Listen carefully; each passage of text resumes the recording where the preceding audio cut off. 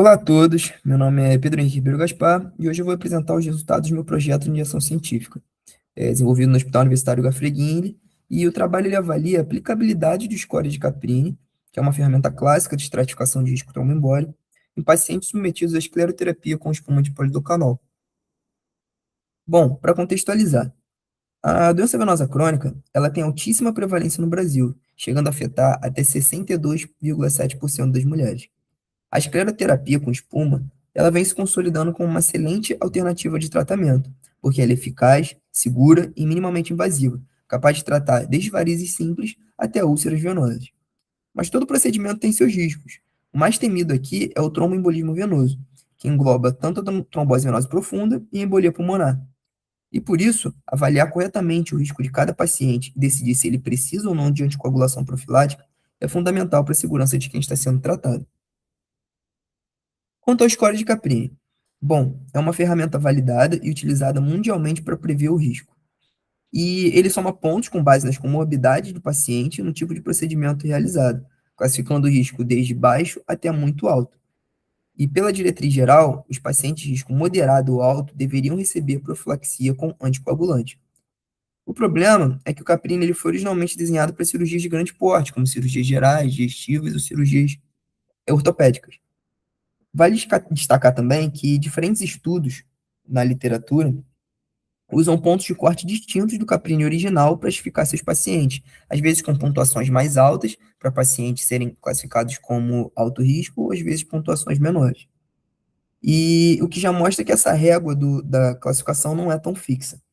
E a aplicação literal desse score em procedimentos rápidos, ambulatoriais, como a escleroterapia, carece de uma validação específica a nível internacional. E foi exatamente essa lacuna que a gente decidiu investigar no ambulatório de escleroterapia da HUGG. À direita é o score de Caprini atualizado de 2013, que a gente traduziu e foi utilizado para o trabalho, sendo dividido em pontuações de 1 ponto para cada assertiva, 2 pontos, 3 pontos, ou em casos mais graves, de 5 pontos.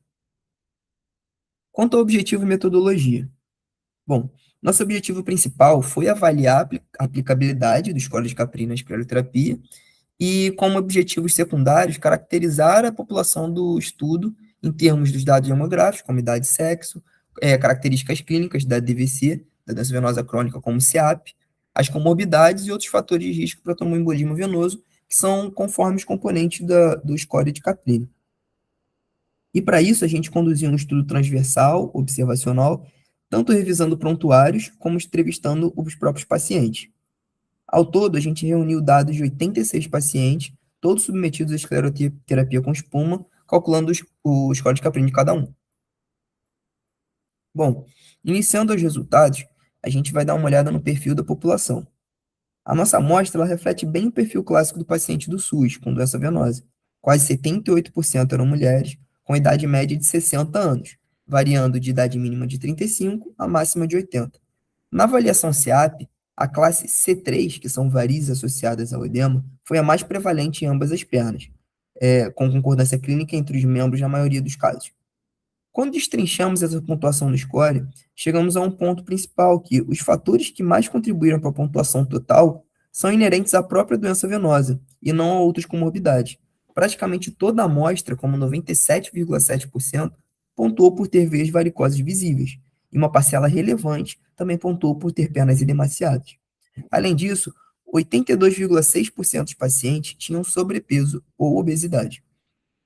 Na tabela à direita inferior, é possível ver os fatores de risco mais assinalados. Além desses que eu citei, tem a idade, a história familiar de trombose, tabagismo, diabetes insulino dependente e a própria história pessoal de eventos tromboembólicos.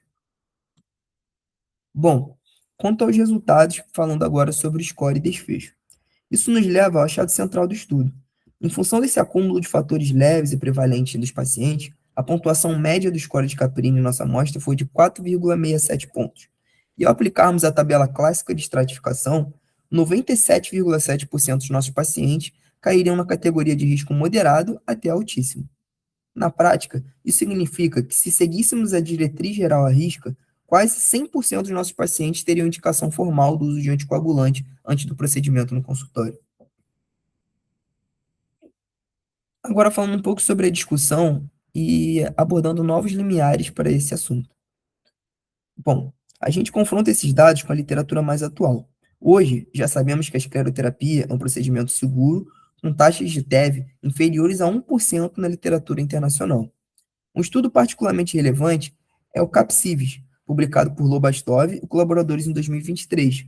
É um estudo russo que analisou quase 2.000 pacientes submetidos a procedimentos venosos e demonstrou a necessidade de novos pontos de corte, específicos para essa população, diferentes dos utilizados na cirurgia geral ou cirurgia ortopédica.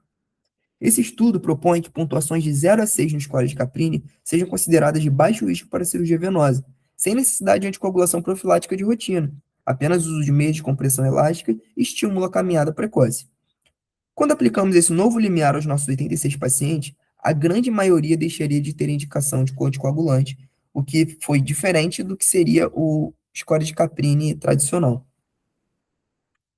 Bom, para a conclusão, a gente conclui, portanto, que a aplicação literal do score de Caprini clássico, ele pode aumentar significativamente a pontuação para o risco de tromboembolismo venoso na escleroterapia, pelo próprio perfil da doença. Isso significa que o score não é que seja uma ferramenta ruim. Significa que a gente precisa utilizá-lo com limiares reajustados, específicos para procedimentos venosos ambulatoriais. Os dados que construímos aqui oferecem embasamento científico para acrescentar nos novos estudos em andamento sobre o tema e a possível criação futura de um protocolo estacional para o próprio HUGG. Com isso, ganhamos em três fontes, sendo segurança do paciente, evitando anticoagulação desnecessária e seus riscos de sangramento, um protocolo institucional bem fundamentado e uso mais racional dos recursos do Sistema Único de Saúde. Aqui são as referências principalmente utilizadas para esse trabalho. Muito obrigado.